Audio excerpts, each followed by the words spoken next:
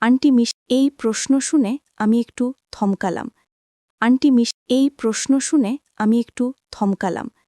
Aunty miss এই প্রশ্ন শুনে আমি একটু থমকালাম। আন্টি মিস এই প্রশ্ন শুনে আমি একটু থমকালাম। আন্টি মিস এই প্রশ্ন শুনে আমি একটু থমকালাম। আন্টি মিস এই প্রশ্ন শুনে আমি একটু থমকালাম। আন্টি মিস এই প্রশ্ন শুনে আমি একটু থমকালাম। আন্টি মিস এই প্রশ্ন শুনে আমি একটু থমকালাম। আন্টি মিস এই প্রশ্ন শুনে আমি একটু থমকালাম। আন্টি মিস এই প্রশ্ন শুনে আমি একটু থমকালাম। আন্টি মিস এই প্রশ্ন শুনে আমি একটু থমকালাম। আন্টি মিস এই প্রশ্ন শুনে আমি একটু থমকালাম। আন্টি মিস এই প্রশ্ন শুনে আমি একটু থমকালাম।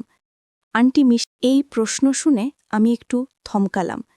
আন্টি মিস প্রশ্ন শুনে আমি একটু থমকালাম। আন্টি মিষ্টি হাসি দিয়ে একজনই আছে, তিনি মৃদু হাসলেন এবং বললেন, তোমার কিলাম? হ্যাঁ হয়েছে। আন্টি আবার জানতে চাইলেন, তোমরা কতবার দেখা করেছ? দিলেন।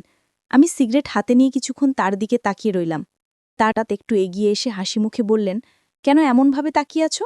মুহূর্তটা ছিল শান্ত এবং গভীর। কথার বলো তো, জানো কি ভাবছ? আমার কসম। আমি হাসতে বললেন, এটা তো আমি জানি, কিন্তু তুমি জানো তোমার আঙ্কেল তুমি জানো তোমার আঙ্কেল এখানে কেন থাকেন না? আমি বললাম, আপনাদের আলাদা থাকতে হয়, তবে সুযোগ পেলে তো দেখা হয়। আন্টি বললেন, উনি সুযোগ পাই তখনই দেখা করি। এভাবে কথা বলতে বলতে আমাদের শুরু করলেন। আমরা আবারও পানীয় পান করলাম। আমি একটি সিগারেট গেছে। আমি যখন তার দিকে তাকালাম তখন তিনি হাসছিলেন। শুরু করেছ।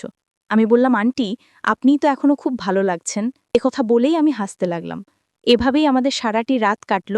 মানবিক মর্যাদা এবং সীমারেখার প্রতি মনোযোগ দেওয়া উচিত। পক্ষ একে অপরের আত্মসম্মানের প্রতি শ্রদ্ধা এবং কখনোই তাদের অস্বস্তিতে না ফেলা আমাদের কর্তব্য। এবং আত্মনিয়ন্ত্রণের অভাব মানুষকে ভুল পথে এবং এর মাধ্যমে কিছু মূল্যবান শিক্ষা পেয়েছেন। সম্মানের গুরুত্ব অত্যন্ত অপরিসীম, বিশেষ করে এবং মর্যাদা থাকা অত্যন্ত জরুরি। গল্পটি আমার জীবনের গুরুত্বপূর্ণ অংশ। অপ্রয়োজনীয় প্রলোভন, গভীরতা এবং বিশ্বাস অটুট থাকে। জীবনের আচার ও কথাবার্তায় সতর্ক থাকা উচিত, যাতে অন্য কেউ ভিত্তি হল বিশ্বাস এবং সম্মান। এই দুটি উপাদান। যদি এই গল্পটি আপনাদের ভালো লেগে থাকে তবে অনুরোধ করব পাশে থাকা বেল আইকনটি প্রেস করুন। এর ফলে সবার আগে আপনার কাছে পৌঁছে যাবে। ধন্যবাদ। তো দেখা হচ্ছে